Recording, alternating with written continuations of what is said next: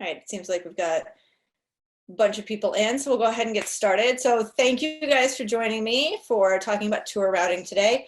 Sorry to anyone who tuned in yesterday.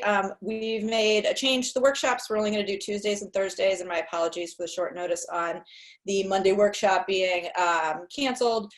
Part of it is the timing of getting stuff up on YouTube. I am good at putting on events. I am not a video editor. So I've got somebody that's helping me out with that, and hope to have everything up on YouTube, and we'll kind of, as we get going on this, get our flow down and our process down. So this whole workshop series, it's just me figuring it out and building the website and scheduling all and doing all of the things. And while some of these things I've had experience doing before, some of them are new. So that combined with just normal life in our quarantine situation, just figuring out some of the kinks as we go. So thank you for your patience in that.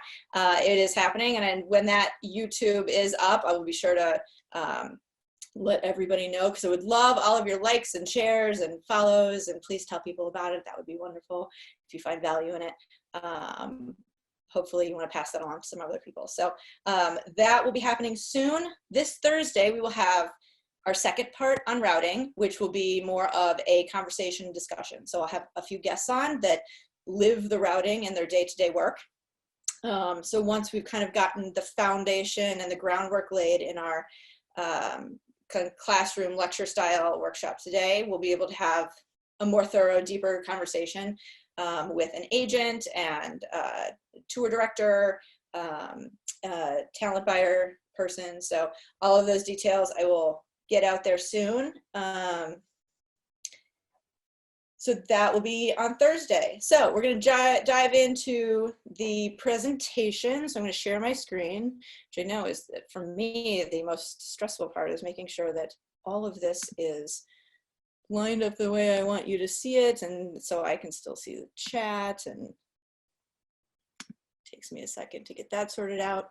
All right, so my chat went away. There it is, participants. But where's the chat? So this is the thing, when you're screen sharing, it doesn't show the chat. Figured it out. All right, so I guess that will work. Audio is breaking up. All right, well, we are gonna relocate real quick. So you'll get a tour of my hallway. Let me bring the things. I'm gonna go back down to where I know the internet is better.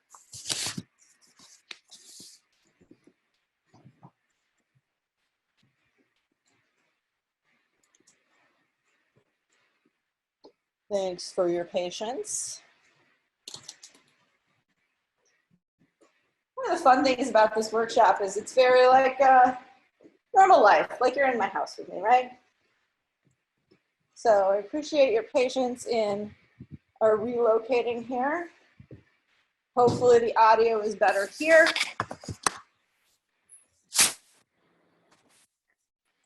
The lighting's better too, which is why I'm usually here. Okay. Screen share is on. I don't need to see me, so I'm going to close that. I guess you guys can still see me.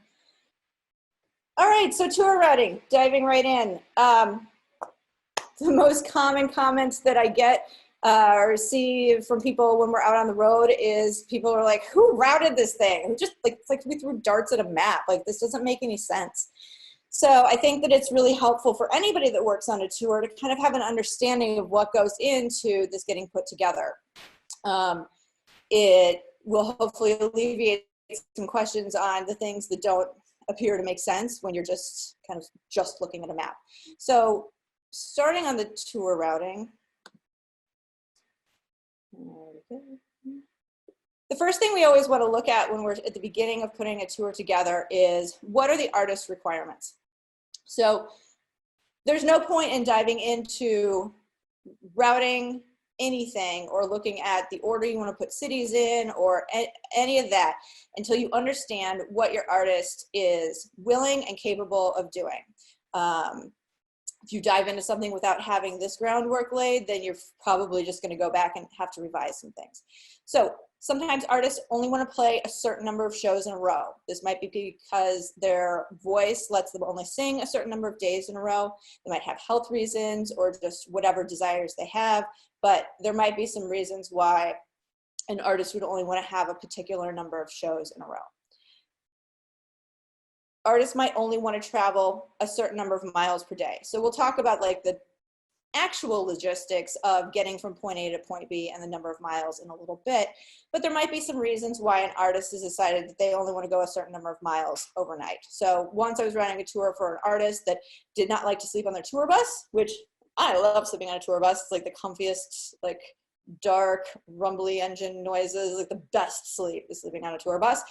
But that's not everybody's jam. So this artist only wanted to travel 350 miles overnight because they wanted to leave the show, and their daily routine was to ride 350 miles at the most, check into a hotel, sleep in a hotel. So knowing that up front put a very like a constrained parameter on creating the routing, but it's good that we knew that before we got too far down the road.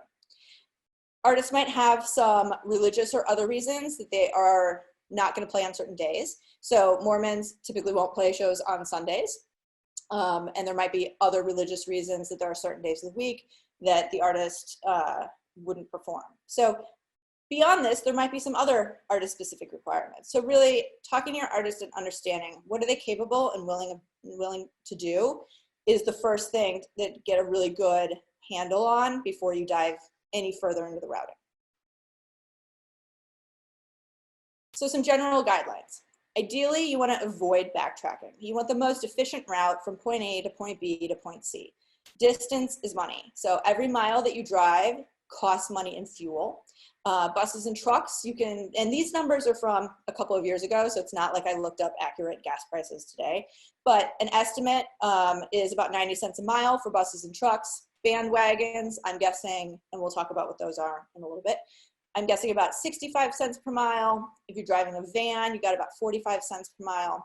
And this will really come into your tour budgeting, which we will talk about in a couple of weeks, where you take the total number of miles on the tour, look at how much does it cost to drive each vehicle that number of miles, and take that times your fuel cost per mile. So adding on miles is going to increase your fuel costs and can really affect your bottom line when it comes to your tour budgeting. Time is also money. So every single day that you are out on tour, you are paying your crew, you are paying your vendors for your sound and your lights and all of your other rentals. You're paying for those trucks and those buses. All of those expenses are being incurred every single day, whether you have any revenue coming in or not. So the only days you have revenue coming in are show days. So the more show days that you have on a tour, the more revenue you are bringing in to offset those expenses. So all of this you'll see is a giant puzzle of different parts that all need to fit together, and some might kind of fight with each other a little bit. You want to make sure that you're giving people time off to rest and recuperate, but you also want to get in as many shows as you can. And on different levels of touring, you're going to see a wide range of how frequently there are shows.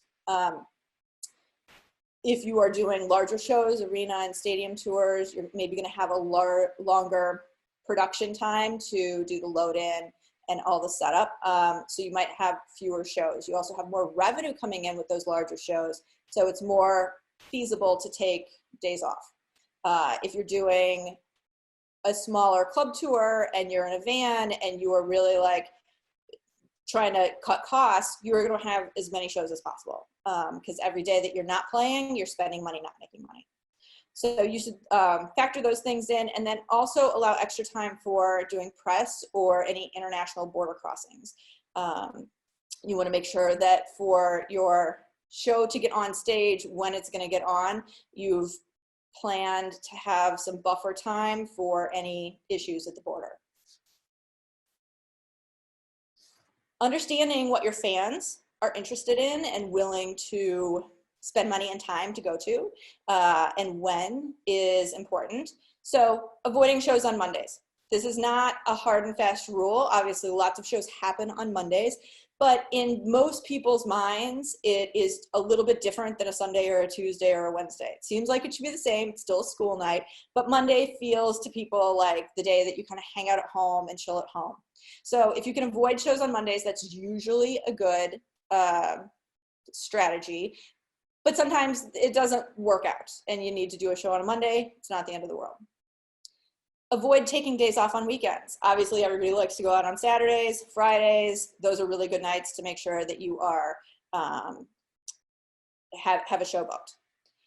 Understanding the distance that fans will travel can be a big factor as well, especially when you're trying to figure out how far apart distance-wise to space the shows. So for smaller shows, fans aren't going to travel as much of a distance. So if it's you know, a 200 to 500 capacity show, or even something that's smaller than that, fans are not going to drive super far to go to that. They're not going to drive from Chicago to Rockford or from Chicago to Milwaukee or vice versa. People from Milwaukee would have to be a giant, huge fan of the band to come to Chicago for a club show. Now, that doesn't mean it doesn't happen, but it's more likely that a smaller show could play in all of those markets because the fans are not going to be traveling as far for it. Also, there's lots of clubs in Chicago. There's lots of clubs in all of those towns. So there's just more, don't exactly know where I was going with that sentence. I lost it. I'm sorry. I'll come back to it if I think of it. But for larger shows, especially when there's only arenas in certain areas, if you're doing an arena show, fans are willing to travel a longer distance to attend those shows. So for the Chicago, Rockford, Milwaukee example, really having an understanding of how far are the fans willing to drive, how dedicated of fans are they to travel a distance for those shows. People will drive a further distance for a bigger artist. Understanding your direct competition is an important element. So what other, if we're talking about musical bands, what other bands are touring at the same time? Looking at bands with this kind of the same fan base, the same audience, you're going to be competing against bands that kind of are in the same genre. So we talk a lot about, in that context, traffic in the market. So that is how many bands of a similar audience are playing in the same market, kind of in the same time frame. So if there's a lot of traffic in the market, that's going to reduce your venue availability because the venues are going to be booked up with these other shows. And fans have a limited amount of time and money for entertainment. We all wish that we had all the money and all the time in the world, but you can't physically go to 2 shows at the same time. So that's a direct competition. And you can't necessarily go to all of the shows that you want to financially, let's say in the course of a week. So understanding what are the other things that your fans are spending their time and money on that is direct competition is a huge element when it comes to routing and planning a tour. In addition to that, looking at competing events, not just bands that sound similar, but what are the other things that are happening in the world? So there are some holidays that are super good for holding shows and people are expecting to go out and they're looking for something to do. So Halloween, New Year's Eve, and the biggest night of the year to go out, of course, is the day before Thanksgiving. And then there's other holidays where you do not want to be holding a show. So obviously, like Christmas Day is not an ideal time. New Year's Day, everybody's kind of chilling out from the night before, same thing with Thanksgiving. But then depending on who your audience is, there might be some very specific holidays that you would want to avoid. So Mother's and Father's Day, if for instance, when we're doing the Warped Tour, we saw a huge decrease in ticket sales when we would have a show on Father's Day. The main audience was 13 to 19-year-olds primarily, and that is an age range where the parents of those people generally want them to hang out with them on Father's Day, and sometimes that was not at the Warped Tour. So that actually turned in, Kevin Lyman, the tour producer, turned that lemon into lemonade by starting to offer parents get in free as a way to kind of get those ticket sales happening again on a day where there was a competing life event. 4th of July, unless you're playing like your local, and you could be a nationally touring act, playing a local festival that is tied in with the fireworks, that's what people are primarily doing on the 4th of July. So there's lots of other holidays that probably have similar examples where, depending on who the audience is, it might be good to be aware of that and think about, is there something else that we could do on that day? Maybe it's a good time to take a day off. Looking at some of the market-specific competing events, there might be local festivals or other big local events. If school is in session, if you have an audience that is either high school or college, and that the school is in session, that's going to have a significant impact, particularly on during the week, the attendees' ability to go to the shows. And if you're considering a market that has a large religious population, that is another, certainly a big factor to consider. So one of the things that on Warped Tour, we would frequently, we needed to play Salt Lake City on a Saturday because we couldn't play it on a Sunday because there's a big Mormon population there. So frequently though, the direction that we were going, and we would play Denver on the Sunday. We would frequently though have to drive right past Denver and have a day off in Denver to go play Salt Lake City and then turn around and go right back to Denver. And everybody was just like, why are we doing this? Like, we just had a day off there. Why didn't we just do the show then? But we couldn't do it in the other order because we really didn't want to have Salt Lake City on a Sunday. It would have had a significant impact on ticket sales. So getting more into the venues, making sure like you have the venue availability. A lot of this generally will come into kind of time frame that you're looking at. So there are certain times of year that are going to have a lot more shows inherently booked in them. And we'll talk about that a little bit more next week when we've got our professionals on. But festival season, if bands are playing festivals, they probably have a radius clause in their contract, which means from the point of where the festival is, if you take a literal circle radius of 150 miles approximately, all of the radius clauses are different, it's saying that the band cannot play another show within 150 miles within a particular time frame before and after that event. So as a result, especially in Chicago where we have Lollapalooza and a whole bunch of other music festivals, the summer season is festival season. We're seeing fewer shows in the spring because the bands can't play in the spring because of the radius clause, because they're playing the festival. And so then everybody wants to play in the fall. So we always called it Rocktober. It's like Rocktober times 10 now because of the addition of all of the festivals. So the fall, there is a lot of traffic in the market and it's harder to get the venues that you want. So when we're getting into venue availability, the terminology that we use when we're talking about this, oh, and I meant to say this at the beginning, so I'll jump in with it now. The part of the process of how an idea becomes a tour where routing falls is the agent who is working with each individual local talent buyer for the shows. They've received offers from the talent buyers and they have like a big picture plan. But then they're taking all of those offers from the talent buyers and the promoters. They're asking the talent buyers to get the available dates for the venues in their market.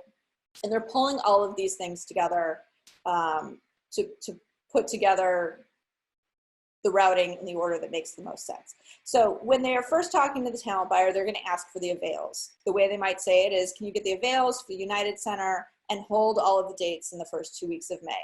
So if I'm a talent buyer, what that tells me is they're planning to be in the Midwest in the first 2 weeks of May, and that might change. A lot of times you get started on things, routing a tour, and things get shifted around. But what they're asking for is a calendar of the available dates. If you go to the United Center's website, you will see the show. Well, now you'll see nothing, but a lot of postponed things, unfortunately, of course. In normal times, you would see the events that are confirmed and either on sale or about to be on sale. So it's the Blackhawks, the Bulls, concerts, what Disney on Ice, whatever things they have. If you as a consumer are looking at the website, these are like things that are for sure going to happen. So there's kind of like a behind the scenes calendar that's called the hold calendar that shows the potential events that people are in the routing process but haven't confirmed the shows. So putting a hold on a date is kind of a right of first refusal for the date. So it is a first come, first served way of saying, we are interested in having a show at the United Center on May 5th. If you are the first artist that has called up the United Center and put a hold on the date, you get what we call is the first hold. If that you call up and they say, we already have a hold on the date, you kind of get in line. So now you have the second hold. And this can go third, fourth, fifth, sixth. There can be as many holds as needed to be. If you are then at the point when you're routing where you want to confirm that date, but you have the second hold, you can challenge the date, and whatever artist has the second hold challenges the first hold, and that artist holding the first hold has 24 hours to either release the date and say, oh, you know what, we've already figured out we're going to be on the West Coast during that time. We don't even need to hold the first, the weeks in May. You can have it. Or they have 24 hours to decide that, or to confirm their show. So if you have a hold, you have the right of first refusal to that date. But if your hold is challenged, you need to either confirm your show or give up the date. That is the avails and the hold. And so the reason that this is important is so when an agent is putting together this routing, the venue needs to be available or pretty close to available. You need to feel fairly confident that you're going to get that first hold. And so you kind of put all of these puzzle pieces together, and then kind of at the end of that process, make sure you've got first holds on everything so that your routing that you've planned out can actually happen.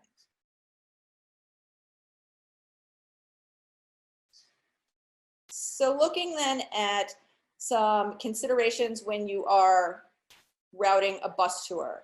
And I checked with my trucker friend this morning, and he did not get back to me because he's in a different time zone.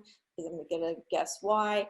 So I think I have this generally correct, but we will get deeper into this on Thursday. So recently, digital logbooks became a thing where there is a device that the driver, that keeps track of how long the driver has been driving, and then how long have they been on a break. And I know in Europe, they have like a system where literally the vehicle will turn off if you have gone the number of hours that you are allowed to drive. So I think it's a newer system here in the United States. I think it's only been around for maybe a year or two, maybe 3. And I think that this is going to have an impact on how tours are routed going forward. You'll either need to bring in double drivers. That means 2 drivers if you're going to be driving more than about 450 miles at a time. Or you need to change your routing so that one driver can get all the way to where you need to go in a legal and safe way. There was a question that came in. If you have a 6th hold on a venue and want to confirm it, how does that work with the first 5? Great question. So if you have the 6th hold on the venue, first they go to the first hold and they have 24 hours to confirm the show or release it. If they release it, now your 6th hold bumps up to a 5th hold. Go to now the new first hold, which was previously the 2nd hold. They have 24 hours to confirm or release it. Now your 5th hold goes to a 4th hold. So it goes through like the whole chain one at a time. If you have released the date, then everybody else bumps up one slot in the hold line. Thank you for that question. Hope that answered it. And feel free to throw questions in the chat. That's kind of the easiest way for me to be able to answer them as we're going. And then I'll have kind of some time at the end if there are, I think you can also raise your hand if you feel like it's better. If you're in the panelist section, not the panelists, the participant section, you can raise your hand and we can have more of a talking conversation. Okay, so bus tours, the big thing that you're considering there is that you kind of are going to want to stay to 450 miles per drive. Also, know that when you're doing a bus tour, the bus driver does not sleep on the bus. So the bus driver always needs to sleep in a hotel room. So a lot of times we will have, if we have a really long drive, we'll sleep on the bus at night, then we will stop. The driver will have a hotel room, have their 8 or whatever hours break to sleep during the day. Us riders all hang out in town or whatever, and then we get back on the bus to continue on to the next show. So that is a common way of breaking up a long drive with kind of, it's sort of like a travel day and sort of like an off day. That gets us to where we're going in like a legal and safe way.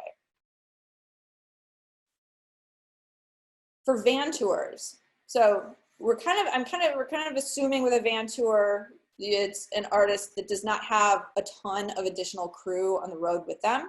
So one of the things that's really important is to understand whoever's driving, what else are they doing? So even if you're trying to save money, you got to make sure everybody has time to sleep, especially if they're driving you at night. You want them well rested, and that they have time to sleep at some point during the day and a place to do that. So understanding what is the driver also doing. Are they the artist who's performing? Are they a tour manager? Or is it a dedicated driver? Because van tours are typically playing venues where load in is later in the day. So on a bus tour, you leave load out at night. As a roadie, you go to sleep on the bus, you wake up at the next venue, load in, and the day is starting at the next venue. So part of the reason of the bus is our production time on site takes up the full day. And when we're not doing production work on site, we're traveling to get to the next place. So we need to sleep on the bus because there's no other time to do that. On a van tour, you're going to have load-ins that are later in the afternoon, maybe at 2 or 3 in the afternoon. Obviously there's less production happening that needs to be loaded in. So typically an artist, after playing their show, maybe they stay in the town that they're in, maybe they drive an hour or two to find a cheap hotel, along the highway, and then they stop kind of for the night and then do the majority of the driving during the day the next day. But of course, this is going to depend on if they are the headliner, they can kind of schedule their tour that way. But if they're in a van and they are a support act on a bus tour, so the headliner's on a bus, but the support act is in a van, they're going to need to conform a little bit to the headliner's schedule. So understanding when is the driving happening, what is the driver doing when they are not driving, so when are they going to be able to sleep. So a good estimate for if you're going from a show day on Tuesday to a show day on Wednesday, you want to keep the miles under 400 miles drives. And if you have an off day, it's kind of a good practice to keep that mileage under 600. But this is very specific. There's not laws about it. I could get in the van and I don't have a commercial driver's license or anything and, be a driver on a van tour. So there's less rules and regulations involved in that. So there's a third type of vehicle called a bandwagon. If you have ever been on the Warped Tour, you are probably very, very familiar with the bandwagons, and that's actually the name of the company. It is kind of a cross between a bus and a van. So it's a box truck that's been converted kind of into a small bus. Like a bus, so a typical tour bus, when you get on, the driver is right there, and there's usually like kind of a passenger jump seat. And that's all open to the rest of the bus. There's usually then a front lounge that has couches, a little kitchenette, a bathroom. Then the next section of the bus will be the bunk section, where there's usually on each side, there's 2 or 3 bunks and then 2 sets of that. So there's kind of 4 columns of bunk areas. So you can easily have 12 bunks where it's like 3 high. So 12 bunks is kind of the maximum for a normal bus. There are buses that can do 15 or 18 bunks, and there's buses that you can turn those 12 bunks very easily into just 8 bunks or fewer. other buses that are like star buses would have like a bedroom in the back. So beyond the bunk section, there's usually a back lounge, hangout room. So a bandwagon is kind of half of a bus. When you get on, you're kind of in the front lounge and there's a little kitchenette-ish thing. Then there's a bunk section, and then there is a bathroom with a shower in the back. One of the things that's neat about a bandwagon, these were kind of designed for bands that were on the Warped Tour where you don't have access to a lot of facilities at the venues, and it can be very hard to get a shower. So they were designed with that in mind, and they have a bathroom and a shower. They sleep 8. There is a compartment in the front so the driver can sleep in a sleeping compartment without being in the same space as all of the riders during the day. So this can be a great option. It's not quite a van, not quite a bus. It kind of serves a lot of those purposes. So it's a unique vehicle. All right, so now we're going to dive into some examples of actually how to put together a tour routing. When I started routing tours, I was an adult in a professional job, but it was a geography lesson for sure. Wyoming is not where I think it should be. I feel like Wyoming and Colorado are like in the wrong places. But part of it is if you haven't like been on the road, and even when you're on the road, if you're on a bus, you're sleeping, you wake up in one place that was different than where you fell asleep. So spending time really looking at a map and like really like absorbing this, it's second nature to people that do it all the time. But when you're getting started, there's a little bit of a learning curve to like really like solidify like where things are. So we're going to walk through an example together. This example, we're going to route a tour that has no more than 12 days, and the tour needs to include Seattle, Bakersfield, Portland, San Francisco, Long Beach, San Diego, Sacramento, and San Jose. So what we are going to do next, well, first, the first step in this is what I like to do is either print out a hard copy of a map, use an atlas, or I'll show you how I did this on Google Maps. You want to take all of those places and put them on a map so that you can look at them in a logical geographic order. And this is the part that's really helpful to understand like where things are. So the way we're going to do this, we're going to look at first the map, and then we're going to hop over to some additional material that I have on my website. So we'll be going to jenkellogg.com, where there's a spreadsheet that I've shared with you guys that you can use, and it includes some homework so that you can practice this stuff yourself. All right, so where did I had a map?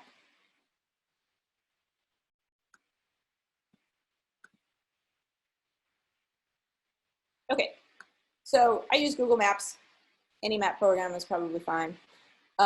What I did was, let's say we want to add on Las Vegas.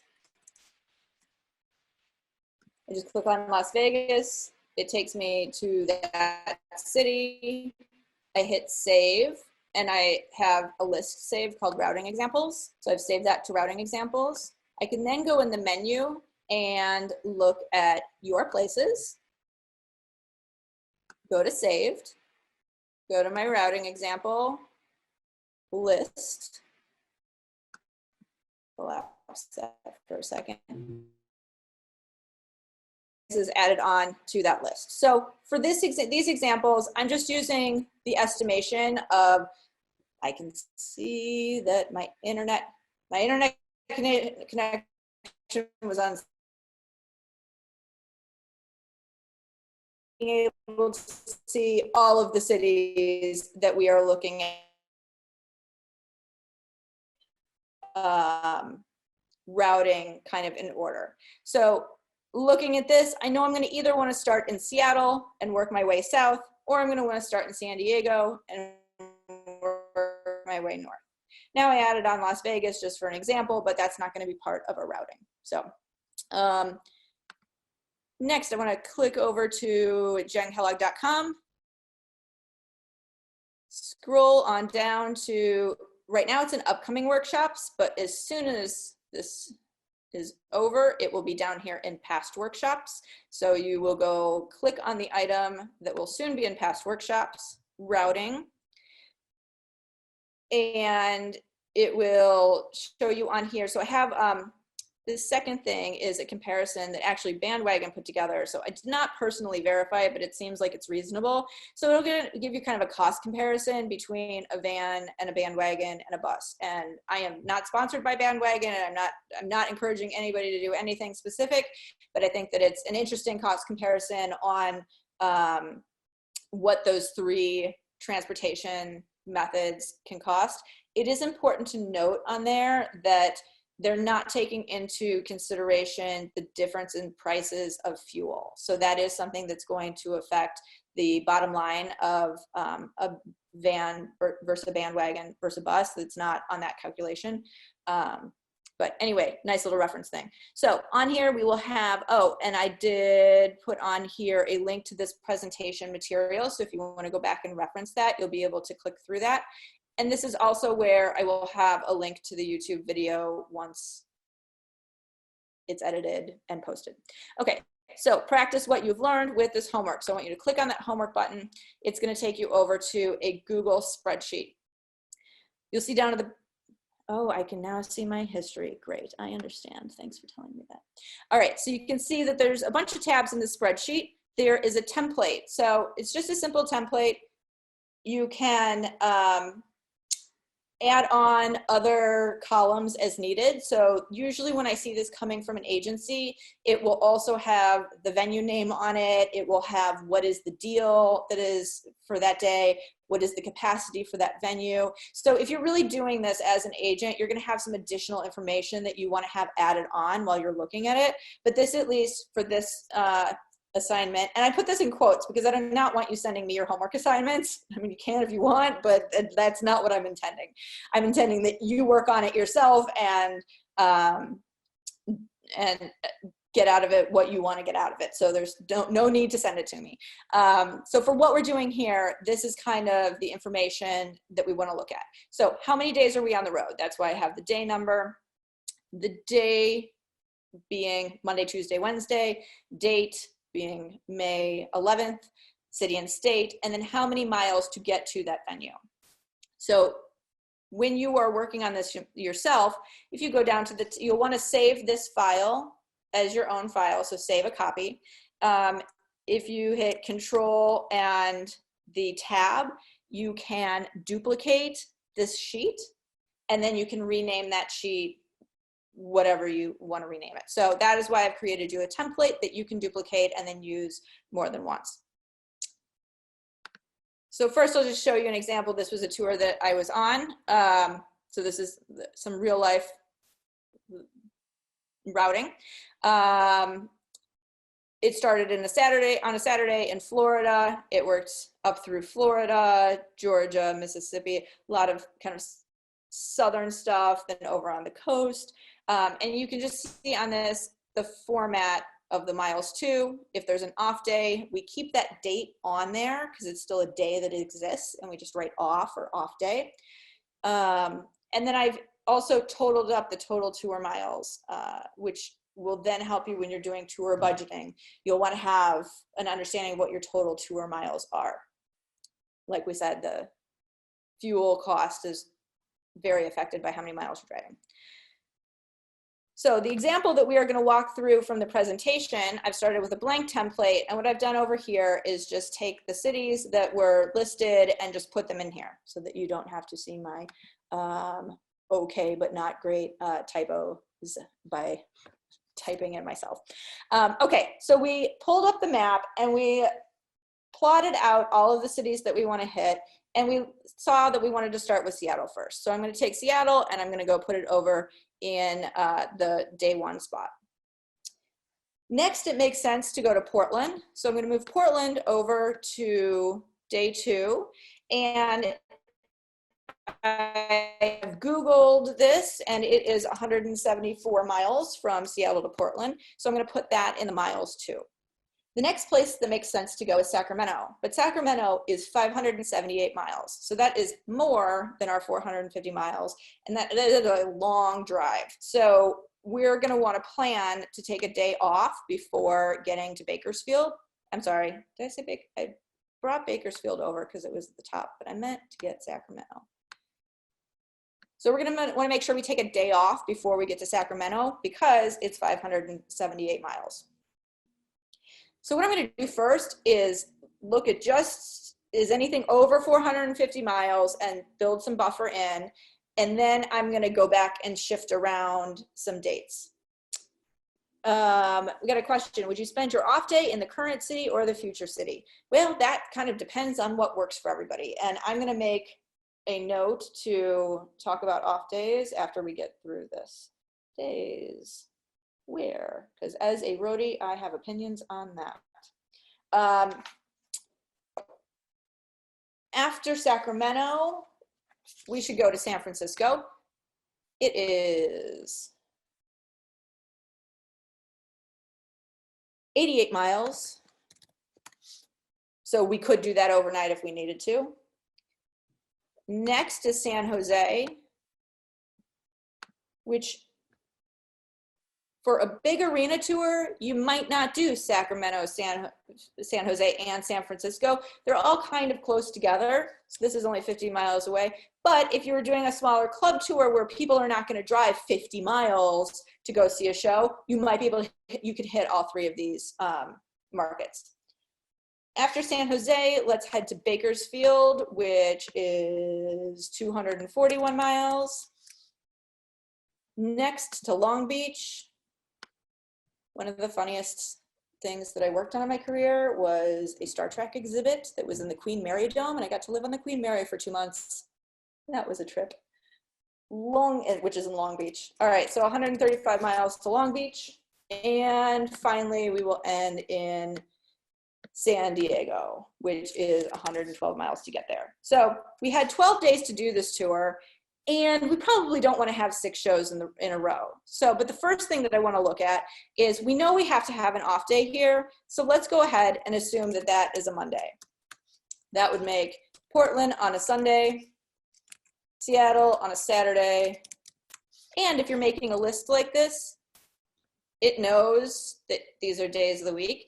So you can just grab the little corner of that and drag it down, and it will put all of the rest of the days of the week in the right order for you. And it will do the same thing for, let's see, today is, I have no idea what the day is. I'm sure I am not the only one. It is May 12th, and it is, I can drag that down. Oh, internet connection unstable. Okay, so internet connection was unstable again, so hopefully I'll just repeat this. So you can do the same thing with the date where you can put in May 12th and drag that down. I think you can also drag it up. Yep, you can. All right, so now we at least have days of the week to look at. So we know we want an off day on Monday, so that's great. We'll put an off day in there. We have 12 days to do this tour, so I'm just gonna go ahead and delete the things that are beyond that, because for this example, we only needed 12. So we don't want to do 6 shows in a row. I mean, we could, but in this case, let's say we don't. If you're doing off days on Mondays, a lot of times tours in an ideal world will have an off day on Monday and an off day on Thursday. That way you have 2 shows and a day off, and then 3 shows and a day off. So if we'll go ahead and stick with that schedule. So I'm going to take these shows and move them down so that we can insert an off day on that Thursday. And then I'm going to go ahead and do the same thing with San Diego and give us a day off on that Monday. So that's kind of an easy, fast routing, but very much a first step. So we have not taken into consideration venue availability or yeah, really, that's the number one on this one. So if we intend to have this routing, and then we find out that Long Beach is not available on Sunday, May 17th, well, now we're gonna have to shuffle some things around. And we're gonna have to decide, do we wanna find another venue in Long Beach and really keep this in the order that we have it? Or do we want to switch the Long Beach and Bakersfield, which might involve some backtracking, but maybe gets us the venues that we want on the day that we want it. So this is very much a starting point, and also can kind of help you visualize what shows could you kind of move around. So Seattle, Portland, those two you're going to want to have together, but then it's a pretty long drive to get to anything south of that. So you're not going to want to go from Sacramento to Seattle to Portland to San Francisco. That's a lot of backtracking. But if you're backtracking 100, 200 miles, it's a little bit less dramatic than backtracking, 600 miles, which is adding on, 1,200 miles to the journey. So this is very much a starting point without having any venues or other specifics to go on. But this is where, this is what I'm asking you guys to do as kind of assignment number 1. So looking at that, on moving over to the assignment number 1 tab. All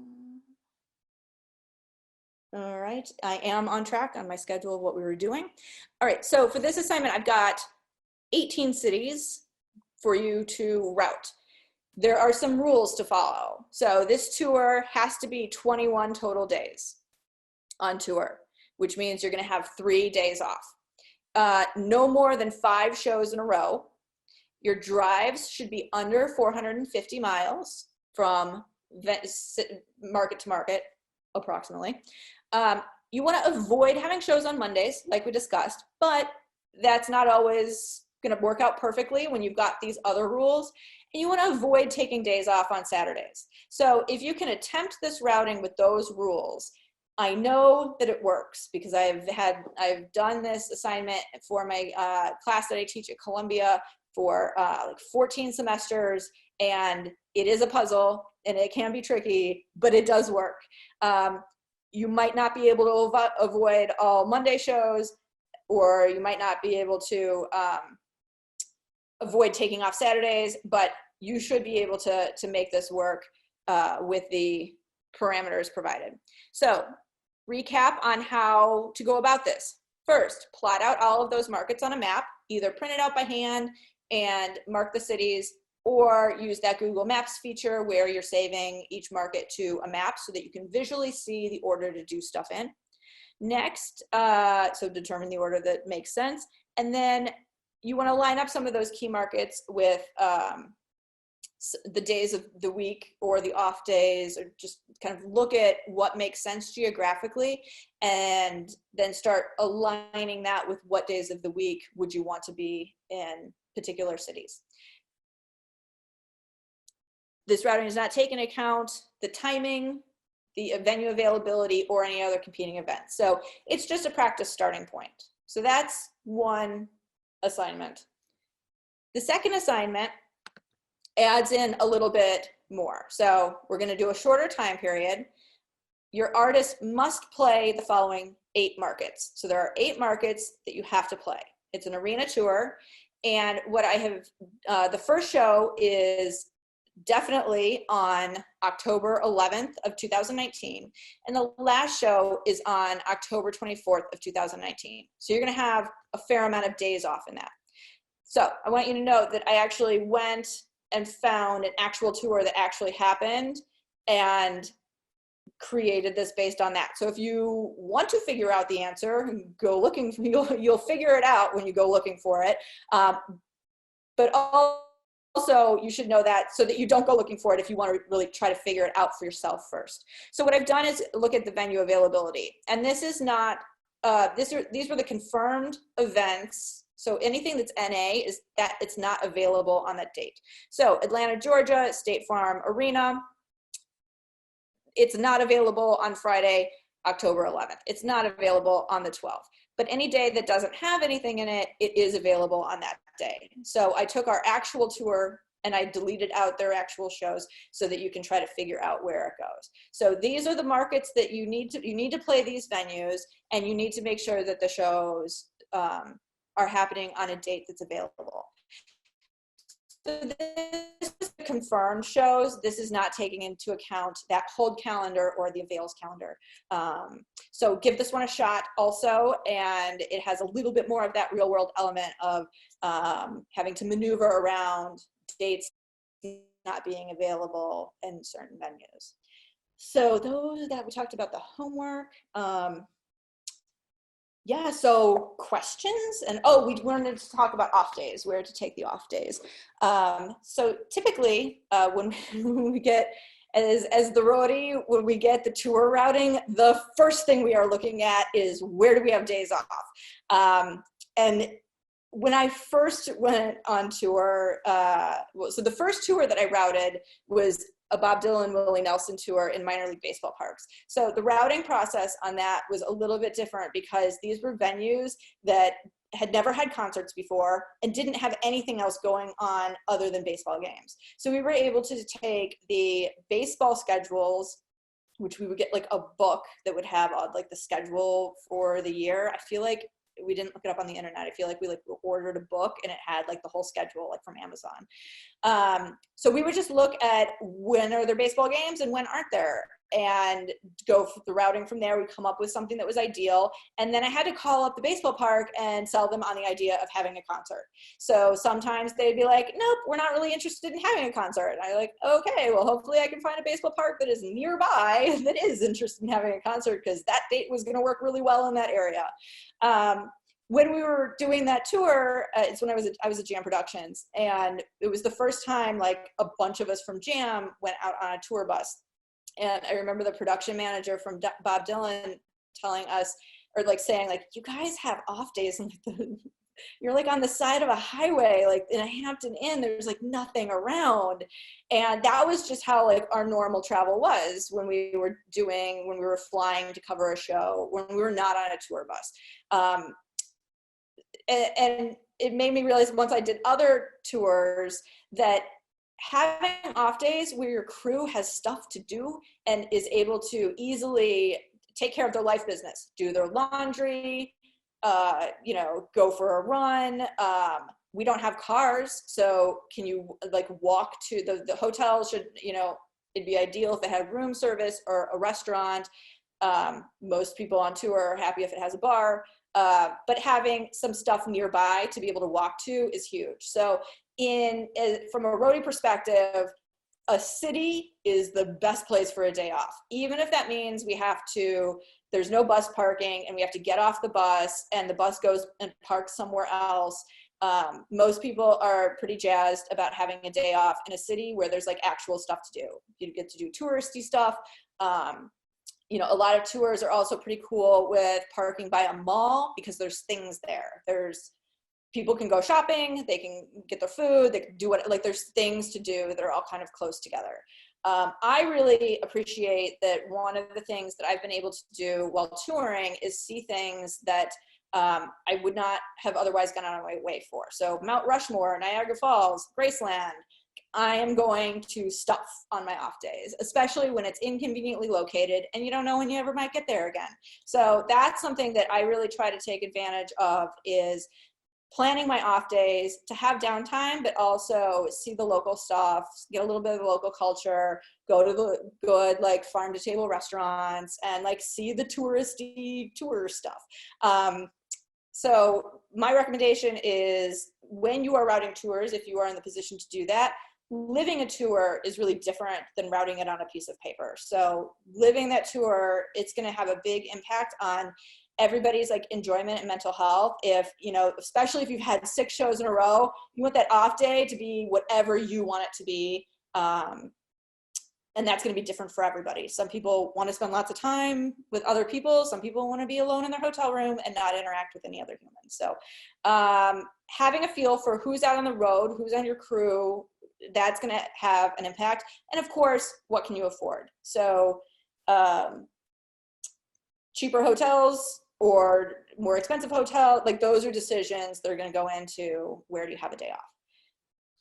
Got another question. How far in advance do you have to start this process for an arena tour? Oh my God, that's going to be a great one for next week. So how far in advance are you doing this?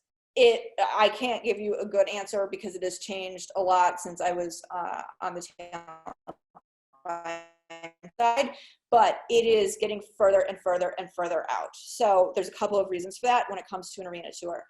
Country artists, there are so many that are touring large, like outdoor amphitheaters, arenas, and that is a lot of direct competition. So people that are going to go to see one country artist are very likely to also go to the other. So having those dates all on top of each other is a challenge. So now it's a rush to like get your shows booked first. Arenas also have a lot of other events happening in them. So especially if it's a hockey team and a basketball team in there, it can be hard to get the dates that you want. And that's going to happen further and further out. When I was doing Warped Tour, which we were doing mostly Live Nation amphitheaters, well, half Live Nation amphitheaters, and then half like parking lots outside arenas or fields kind of in the middle of nowhere sometimes.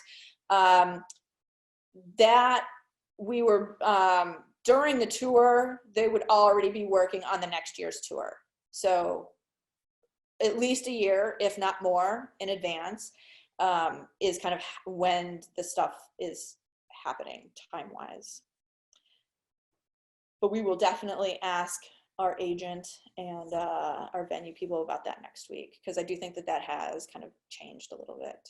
It used to be a little bit closer in. I feel like when I was a talent buyer 15 years ago, we were not doing things a year out. Any other questions I can answer?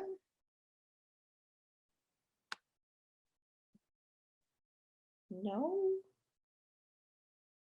All right, so I will work on getting this posted, but you guys were all here, so you don't need that part. Try out that homework, get a feel for it. I think that your understanding of something is going to be really deeper if you get your hands in there and kind of work with it and play around with it. So I hope you guys do that, and then we can have any follow-up questions from this we could talk about on Thursday. And we'll talk more about like just big picture, how are artists approaching this with their agents, and what are some challenges and hurdles to putting this all together. We'll talk more about like how far in advance this process is happening. So that will be Thursday. And I appreciate all of the likes and follows and shares on the social media. I think that it really helps get this information out there. And if you find value in it, I really appreciate you sharing it, because I think that this is one of those Wizard of Oz, man behind the curtain sorts of things. You see all consumers see the end result of a routing when you look at an event calendar from a venue, but understanding all of the many, many factors that go into getting there, hopefully we shed some light on that. So I also, these workshops are free, but if you find value in that and you have the means, I certainly would appreciate a little tip in the virtual tip jar on jenkellogg.com. Obviously not necessary, but it would make me happy and help keep the workshop machine running. So thank you so much, and I will see you guys on Thursday. Bye.